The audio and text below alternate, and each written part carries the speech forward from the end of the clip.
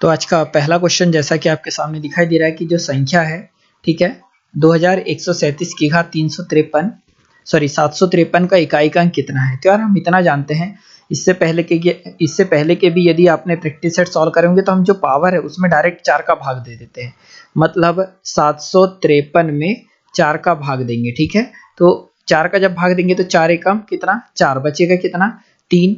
अब भाग देंगे यहाँ तो 4 8 कितना हो जाएगा, 32 बचेगा 3 और 4 8 32, मतलब फाइनली हासिल का कितना, मतलब शेष कितना बच जाएगा, तो 1। किसमें, जब हमने घात 753 में भाग दिया तो जितना शेष बचता है, ठीक है, उतना हम इकाई, यहाँ इकाई का अंक क्या है 7, उसकी घात जितना शेष बचा उतना लगा देंगे। फाइनली जब सॉल्व करेंगे तो आएगा कितना, 7। तो हम ये बोल सकते हैं कि इकाई का अंक कितना आएगा, 7 आएगा। जो लोग ये नहीं समझ रहे तो एक चीज याद रखो, जितने शब्द बोल रहा हूँ यही करना है। जो घात होती है उसमें 4 का भाग देते हैं, जितना शेष बचता है उतना इकाई की घात लगा देते हैं। तो इकाई का अंक यहाँ 7 था, एक शेष बचा इसलिए 1 लगाया। अब सॉल्व करेंगे तो आएगा 7, मतलब इस पूरे को भी जब आप सॉल्व करोगे तो इकाई का अंक कितना आएगा, 7। अगला क्वेश्चन कुछ ऐसा दे रखा है यार कि 114 गुणा 116 का गुणा करना है। ठीक है, मतलब 114 और 116 का गुणा करना है। तो यार अगर आपको क्रॉस मेथड आती होगी तो सबसे पहले इन दोनों का गुणा करना, 6 चौक 24, 24 का कितना 4, बचेगा कितना 2। 6 का इसमें गुणा करेंगे तो 6 एकम 6 और 4 एकम 4, 6 और 4 कितना 10, 10 और 2 12, 12 का 2, हासिल का कितना बचेगा 1। अब उसके बाद हम गुणा किसका करते हैं, 6 का करते हैं, 1 में तो 6 एकम 6, 4 का करते हैं 1 में तो 4 एकम 4। ठीक है, और 1 का 1 में गुणा कर देना, मतलब इस 6 का 1 में गुणा करा तो 6, 4 का 1 में गुणा करा तो 4, 6 और 4 10, और 1 का 1 में करा तो 10 रे 11, और हासिल का 1 तो 12, 12 का 2, बचेगा कितना 1। फिर 1 का 1 में गुणा करेंगे तो 1, 1 का 1 में करेंगे तो 1, 1 और 1 2 और 1 कितना 3, और फिर 1 का 1 में गुणा करेंगे तो 1। फाइनली आंसर आ जाएगा 132 24। ठीक है, मतलब ऑप्शन नंबर सेकंड हो जाएगा राइट आंसर। अगला क्वेश्चन आपको दे रखा है कि पैलिंड्रोम संख्या कौन सी है। ठीक है, तो आपने ये पढ़ रखा होगा यार, पैलिंड्रोम संख्या उस संख्या को बोलते हैं जिसको दोनों तरफ से पढ़ने पर एक जैसी हो। जैसे कि मैं यहाँ लिख दूं 2 5 2, ठीक है, इधर से पढ़ूं तो भी 252, इधर से पढ़ूं तो भी 252, तो ये संख्या भी पैलिंड्रोम संख्या कहलाएगी। तो यहाँ पर अगर हम देखेंगे तो वह संख्या जो दोनों तरफ से पढ़ने पर एक जैसी दिखाई दे वो पैलिंड्रोम संख्या कहलाती है। जैसे अगर हम इसे पढ़ें, ठीक है, तो यहाँ पर देखो ये, ठीक है, तो यहाँ पर ये हो जाएगा 23,46,432, और इधर से भी पढ़ेंगे तो कितना हो जाएगा यहाँ पर 23 लाख, ठीक है, और यहाँ पर कितना हो जाएगा 46,432, इसीलिए ऑप्शन नंबर थर्ड हो जाएगा राइट आंसर। मतलब ऐसी संख्या जिसको दोनों तरफ से पलटा कर अगर हम लिख दें तो वो एक जैसी संख्या, जैसे 252 को पलटाएंगे फिर भी 252 ही लिखेंगे। ठीक है, तो ऐसी संख्या जिनको दोनों तरफ से पढ़ने पर एक जैसी आए वो पैलिंड्रोम संख्या कहलाती है। अगला क्वेश्चन है कि निम्न में से परिमेय संख्या है। ठीक है, परिमेय संख्या मतलब जिसको अंश बटे हर में लिख सकते हैं। तो देखो यार, कर्णी 2 को तो हम लिख नहीं सकते क्योंकि ऐसी आगे तक आते जाएगा। कर्णी 3 को भी हम दशमलव में नहीं लिख सकते, और ये भी संख्या आगे तक है, मतलब ये कहाँ पर एंड होगी ये नहीं पता, परंतु हम इसको लिख सकते कितना 9/10, और जो भिन्न में लिखा जा सकता है वो परिमेय संख्या होगी, इसलिए ऑप्शन नंबर डी हो जाएगा राइट आंसर।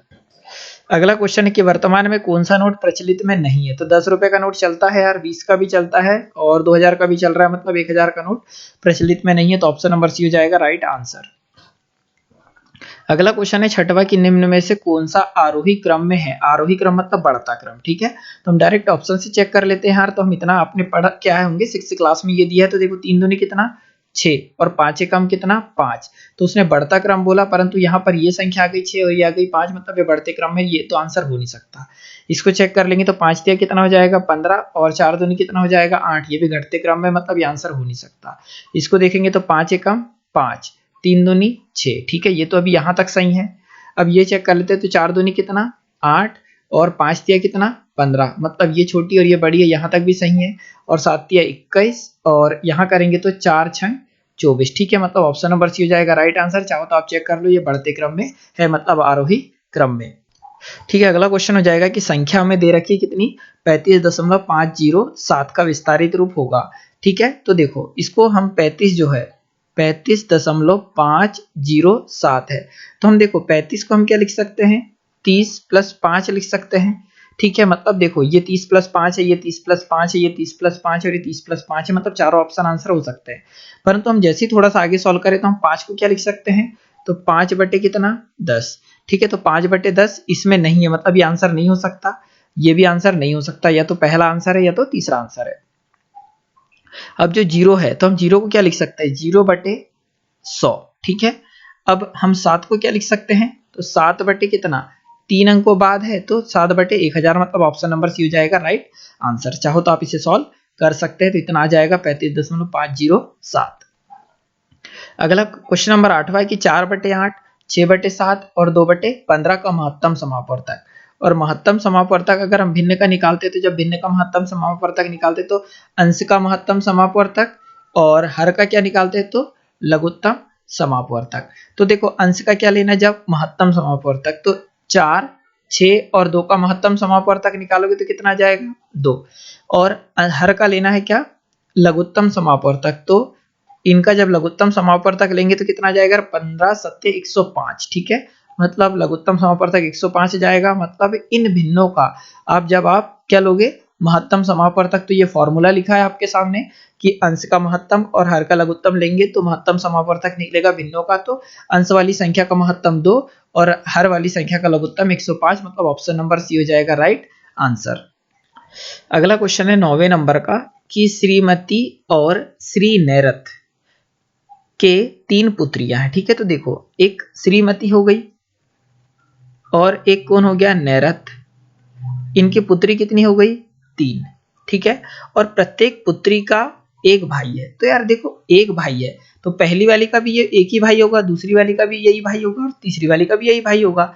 तो इस परिवार में कुल कितने सदस्य हैं, तो 1 और 1 2, 2 और 3 5 और 1 6, मतलब टोटल कितने सदस्य है 6, तो ऑप्शन नंबर डी हो जाएगा राइट आंसर। और यार मैं इस प्रकार से क्वेश्चन इसलिए करा रहा हूँ कि मैं ये मान के करा रहा हूँ कि हर क्वेश्चन को आप पहले वीडियो रोक रहे होंगे और खुद से सॉल्व कर रहे होंगे, उसके बाद मेरे द्वारा सॉल्व किए गए सॉल्यूशन को देख रहे होंगे। अगला क्वेश्चन दिया है कि 172 तक की सम संख्या का औसत कितना होगा। तो 172 तक सम संख्या मतलब खुद 172 भी है।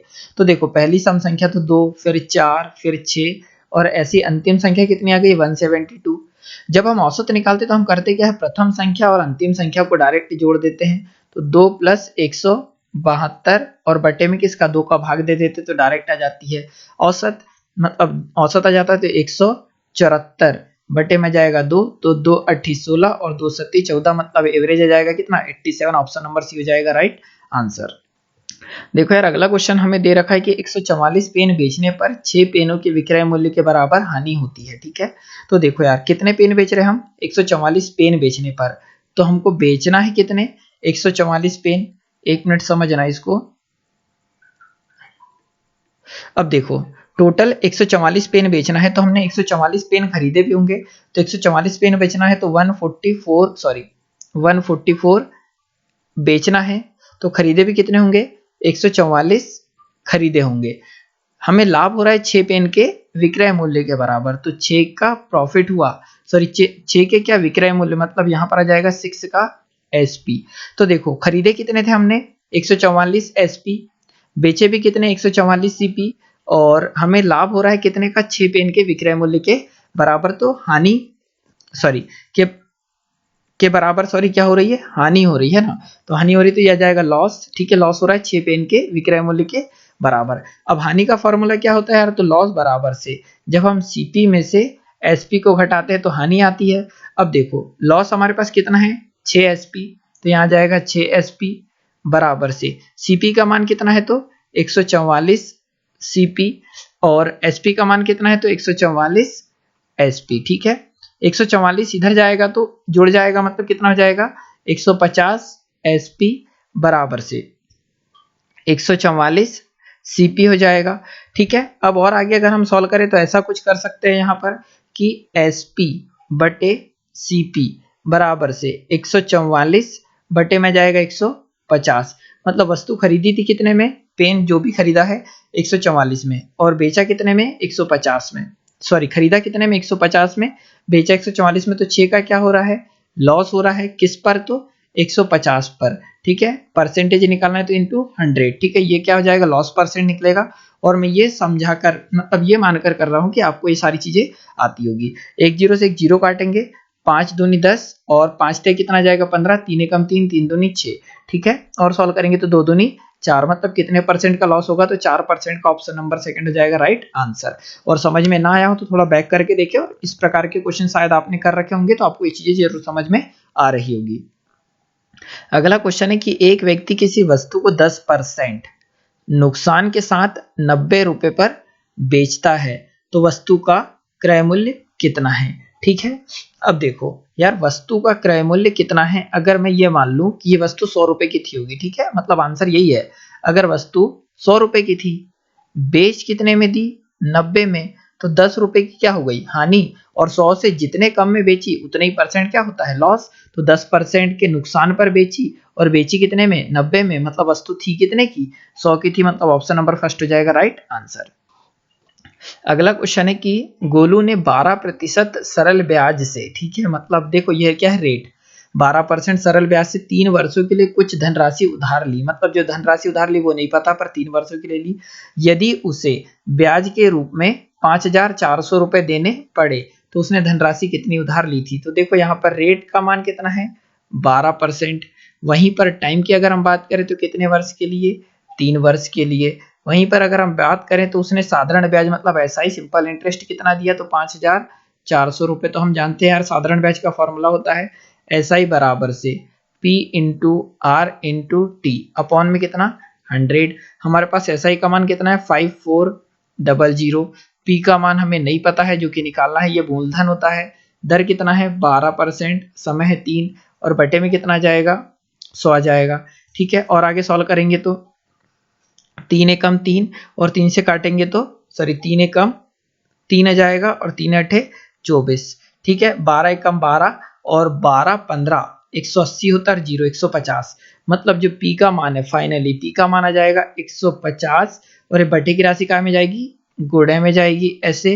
तो ये हो जाएगा कितना 15 और 000, ये काय का मान आ गया, P का मान, मतलब टोटल कितनी राशि उधार ली थी, तो 15,000, ऑप्शन नंबर सेकंड हो जाएगा राइट आंसर। देखो यार, अगला क्वेश्चन दे रखा है कि दी गई आकृति में RS समांतर है MN के, तथा ABC एक त्रिभुज है, यदि कोण SAB, ठीक है, यहां पर ये दे रखा है SAB 70 डिग्री, और ANC A और सॉरी ACN कितना 120 डिग्री, तो BAC का मान क्या था बताओ, मतलब ये वाला मान हमको निकालना है। तो यार देखो ये वाला कितना हो गया 70, अब ये वाला कोण कितना हो जाएगा, तो 60 डिग्री हो जाएगा। क्यों हो जाएगा कि हम इतना जानते हैं, जब दो रेखा समांतर हो तो इन दोनों कोणों का योग कितना होता है 180 अंश, तो ये 120 डिग्री है, तो ये वाला कितना हो जाएगा 60 डिग्री। इसी आधार पर ये 60 आ गया। अब हम इतना जानते हैं कि किसी रेखा के एक ही ओर बनने वाले कोणों का योग 180 अंश होता है, तो यहाँ पर ये वाला कितना दे रखा है 70 डिग्री, मतलब इस कोण की बात कर रहे हैं। ये वाला कितना आ गया 60 डिग्री। तो यार ये वाला देखो, अब इन तीनों कोणों का योग कितना होता है, तो 180 डिग्री होता है। अब 180 डिग्री होता है तो ये 60 और 60 120 130, तो ये वाला कितने डिग्री का होगा 50 डिग्री का, मतलब ये 50 डिग्री का आएगा, तो ऑप्शन नंबर सेकंड हो जाएगा राइट आंसर। और जिन लोगों को बोल रहा है समझ में ऐसा लग रहा होगा यार कि हम डायरेक्ट कर दे रहे, तो हमने रेखा और कोण, ठीक है, इस नाम से ज्योमेट्री के नाम से कम 7 से 8 लेक्चर डाले हैं, ठीक है, इसी एग्जाम के लिए, तो आप चाहो तो उसे देख सकते हैं। अगला है कि दी गई आकृति में वृहद कोण AOB कितना है 310 अंश। ये वाला जो कोण दे रखा है कितना दे रखा है 310, तो ये वाला उसने बोला कि x का मान बताओ। तो बहुत सिंपल है, हम इतना जानते हैं कि ये पूरा का पूरा कितने डिग्री का होता है 360 डिग्री का। अब ये पूरा का पूरा जब 360 डिग्री का होता है, तो ये वाला जब कितने डिग्री का हो गया 310 डिग्री का, तो ये वाला कितना हो जाएगा हमारा 50 डिग्री का। तभी तो 310 और 50 कितना हो जाएगा 360, मतलब ये x की वैल्यू कितनी आ जाएगी 50 डिग्री, ऑप्शन नंबर फर्स्ट हो जाएगा राइट आंसर। देखो यार, अगला क्वेश्चन दे रखा है कि किसी वर्ग का विकर्ण 12 करनी 2 सेंटीमीटर है। तो देखो यार, वर्ग होता है ऐसा कुछ, और इसकी भुजा अगर मैं a मानूं, तो अपने अनुसार फॉर्मूले के अनुसार जो विकर्ण होता है कितना होता है a√2 होता है। ठीक है, अब यदि हम अपने अनुसार विकर्ण होता है a√2, और उनने दिया है कितना 16 करनी 2, तो करनी 2 से करनी 2 कैंसिल, तो a का मान आ गया कितना 16, और a का मान 16 आ गया, मतलब वर्ग की भुजा 4 आ गई। और परिमाप की बात करें यार, तो जो वर्ग का परिमाप होता है वो होता है कितना 4 गुणित भुजा मतलब a, तो 4 का 4, और भुजा का मान है 16, तो 16 चौक कितना हो जाएगा 64, मतलब 64 सेंटीमीटर क्या हो जाएगा परिमाप किसका वर्ग का। अगला क्वेश्चन दे रखा है कि एक त्रिभुज के 3 कोण का अनुपात, अनुपात क्या दे रखा है यार हमें, तो 2:3:13, तो इसको 2x मान लो, इसको 3x मान लो, इसको 13x मान लो। तो तीनों कोणों का योग अगर हम करें तो यार 2 और 3 5, 5 और 13 कितना हो जाएगा 18x। और ये अगर तीनों कोणों का अनुपात था तो हम इतना जानते हैं कि त्रिभुज के अगर 3 कोण है तो त्रिभुज के तीनों कोणों का योग कितना होता है 180 डिग्री। हमने इन तीनों के साथ x माना, इनको जोड़ा तो 18x आ गया, 18 से 18 कैंसिल, तो x का मान आ जाएगा 10 डिग्री, और x का मान 10 डिग्री आ जाएगा। तो उसने बोला कि सबसे बड़े व सबसे छोटे कोण का अंतर बताओ। तो इसमें सबसे बड़ा कोण आ गया 13x और सबसे छोटा कोण आ गया 2x, इनका अंतर कितना हो जाएगा 11x। ठीक है, तो 11 का 11 और x का मान लिखेंगे 10, मतलब कितने डिग्री का अंतर, तो 110 डिग्री का अंतर होगा, मतलब ऑप्शन नंबर सेकंड होगा राइट आंसर। अगला क्वेश्चन दे रखा है यार कि एक घनाभ की 3 संलग्न तलों का क्षेत्रफल x, y और z है। ठीक है, मतलब ये एक घन है। ठीक है, ये एक घन है, इसकी 3 अलग अलग तलों का क्षेत्रफल, एक का सामने वाले का x मान लो, इधर का मान लो कितना y, और एक ऊपर वाले का हम मान लेते हैं z है। ठीक है, अलग अलग, ये सामने वाले का x, इधर वाले का y, ऊपर वाले का z। तो आयतन v है, घन इकाई है, तो क्या सही संबंध है। तो यार याद रखिए ये ऑप्शन नंबर फर्स्ट होगा राइट आंसर, इसका एक कैलकुलेटिव है। ठीक है, अगला क्वेश्चन दे रखा है कि दो शंकुओं के आयतन का अनुपात। ठीक है, मान लो ये एक पहला शंकु हो गया और एक ये दूसरा शंकु, इनके आयतन का अनुपात कितना दे रखा है 1:4। वह अर्धव्यास का अनुपात, अर्धव्यास मतलब होता है त्रिज्या। ठीक है यार, तो इसकी त्रिज्या कितनी दे रखी है हमें 4, तो इसकी त्रिज्या कितनी दे रखी है 5, तो उनकी ऊंचाई का अनुपात ज्ञात करो। अब यार देखो यहाँ पर अगर मैं पहले वाले शंकु की बात करूं तो उसके अगर देखो इसके आयतन की अगर हम बात करें तो इसका फॉर्मूला क्या हो जाएगा 1/3 पाई r1 का स्क्वायर h1। दूसरे वाले शंकु के अगर मैं आयतन की बात करूं तो 1/3 पाई r2 का स्क्वायर h2, और इनके आयतन का अनुपात कितना दिया था 1:4, मतलब इसका 1 तो इसका कितना होगा 4। आई होप आप समझ रहे होंगे, मैंने ये पहले वाले शंकु का आयतन, ये दूसरे वाले शंकु का आयतन, ये पहले वाले शंकु का आयतन, ये दूसरे वाले शंकु का आयतन लिखा। तो 1/3 से 1/3, पाई से पाई कट गया। ठीक है, यहाँ पर देखो अर्धव्यास मतलब पहले वाले की त्रिज्या कितनी है 4, तो 4 का स्क्वायर h1, और दूसरे वाले की त्रिज्या कितनी है 5, तो 5 का स्क्वायर h2 बराबर से कितना है 1/4। तो h1/h2 बराबर से कितना हो जाएगा यार, तो 5 का वर्ग 25 और यहाँ 4 का वर्ग 16 और 16 चौक कितना 64, मतलब ऊंचाई का अनुपात कितना आ जाएगा तो 25:64, ऑप्शन नंबर डी होगा राइट आंसर। अगला क्वेश्चन है कि एक धावक वृत्ताकार मैदान में 5 चक्कर लगाकर कितना 880 मीटर दूरी तय करता है। तो देखो एक चक्कर में कितनी दूरी तय करेगा वो, तो ये वृत्त हुआ, एक चक्कर में दूरी तय करना मतलब 2 पाई r दूरी तय करना। उसने टोटल कितने लगाए 5 चक्कर लगाए, तो टोटल दूरी कितनी हो गई तो 880 हो गई। सॉल्व करेंगे यार, 2 से काटेंगे तो कितना हो जाएगा 440, 5 से काटेंगे तो 15 40 और 15 कितना हो जाएगा 40। पाई का मान लिखेंगे तो 22/7 r का r, और इधर हमारे पास कितना है 88, 22 से कम 22 और 22 चौक 88 और 7 चौक कितना हो जाएगा 28, मतलब r का मान कितना आ जाएगा 28। पूछा क्या उसने यार तय करता है तो मैदान की त्रिज्या ज्ञात करो, तो मैदान की त्रिज्या क्या हो जाएगी 28 सेंटीमीटर, मतलब ऑप्शन नंबर फर्स्ट होगा राइट आंसर। अगला क्वेश्चन है 21वां यार की अनुपस्थिति रोकी जा सकती है। ठीक है, तो पहला ऑप्शन है अभिभावकों माता पिता से संपर्क करके, दूसरा है मिठाई देकर, थर्ड ऑप्शन है छात्रों को दंडित करके, फोर्थ ऑप्शन है शिक्षा के द्वारा। ठीक है, तो ये तो आंसर हो नहीं सकता मिठाई देकर, दंड देकर भी नहीं हो सकता है, शिक्षा के द्वारा भी नहीं, तो ऑप्शन नंबर अभिभावकों से बात करेंगे। ठीक है, माता पिता से संपर्क करेंगे कि बच्चा क्यों नहीं आ रहा है स्कूल, और ये सारी चीजें जब एक दूसरे संपर्क करेंगे तब एक सामंजस्य बैठ पाएगा माता पिता और टीचर के बीच में, तब जाके वो बच्चों को रेगुलर स्कूल अगर भेज रहे होंगे नहीं भेज रहे होंगे, जो भी कंडीशन होगी तो उसका निर्णय निकाला जाएगा। इसी आधार पर ऑप्शन नंबर फर्स्ट होगा राइट आंसर। अगला क्वेश्चन दे रखा है यार कि बालक किस खेल में बल व दूरी से संबंधित ज्ञान प्राप्त करता है। सांप सीढ़ी, तो सांप सीढ़ी में बल तो लगेगा नहीं, दूरी तो रहेगी, इसलिए आंसर हो नहीं सकता।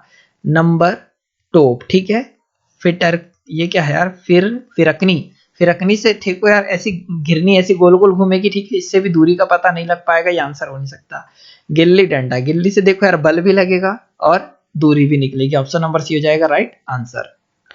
अगला क्वेश्चन है क्वेश्चन नंबर 23वां कि एनसीएफ 2005 के लक्ष्य कथन के अनुसार विद्यालय में गणित उस स्थिति में नहीं होता है। ठीक है, गणित उस स्थिति में नहीं होता है जहां बच्चे, पहला ऑप्शन है, सूत्रों और एल्गोरिथम को कंठस्थ करते। तो जहां पर भी कंठस्थ करने वाली बात होती है वही होता है गलत, और उसने यही पूछा कि क्या नहीं है, तो ऑप्शन नंबर फर्स्ट ही होगा राइट आंसर। क्वेश्चन नंबर 24वां होगा कि एक बालक अपनी अभ्यास पुस्तिका देखने से पता चलता है कि वहां वृत्त की परिधि ज्ञात करने के लिए 2 पाई r सूत्र का प्रयोग किया है। ये तो बिल्कुल सही है, वृत्त की परिधि ज्ञात करने के लिए 2 पाई r का प्रयोग करते हैं, तो यहां तक सही है। तथा अर्धवृत्त की परिधि ज्ञात करने के लिए पाई r सूत्र का प्रयोग करता है, क्योंकि ये गलत है। अर्धवृत्त का जो टोटल क्या हो जाता है, देखो अर्धवृत्त की परिधि क्या हो जाती है, तो पाई r प्लस 2r होती है, ये होती है अर्धवृत्त की परिधि, मतलब ये इन्होंने गलत यूज की है। अर्धवृत्त की परिधि ज्ञात करने में छात्र द्वारा की जाने वाली त्रुटि का कारण है। ठीक है, तो पहला ऑप्शन हो जाएगा छात्र को योग संक्रिया का ज्ञान नहीं है। ठीक है, सेकंड हो जाएगा छात्र को अर्धवृत्त की परिधि की अवधारणा स्पष्ट नहीं है। बिल्कुल ऑप्शन नंबर सेकंड होगा राइट आंसर, क्योंकि देखो यार ये पूरे वृत्त की जो परिधि होती है वो होती है 2 पाई r होती है, ये बिल्कुल करेक्ट है। और जब अर्धवृत्त की बात आती है तो देखो यार पूरे वृत्त की जो परिधि 2 पाई r है, तो आधा वृत्त की अगर हम ये वाले सर्कल की बात करें ओनली, ये इतने की, ठीक है, तो ये वाले की कितनी हो जाएगी, पाई r हो जाएगी। और यहां से यहां तक जो त्रिज्या एक इधर और एक इधर, r और r कितना 2r, और इसमें हम जोड़ देंगे तो क्या हो जाएगा, ये अर्धवृत्त की टोटल परिधि होगी, मतलब उसको अवधारणा क्या ज्ञात नहीं था, इसीलिए ऑप्शन नंबर सेकंड होगा राइट आंसर।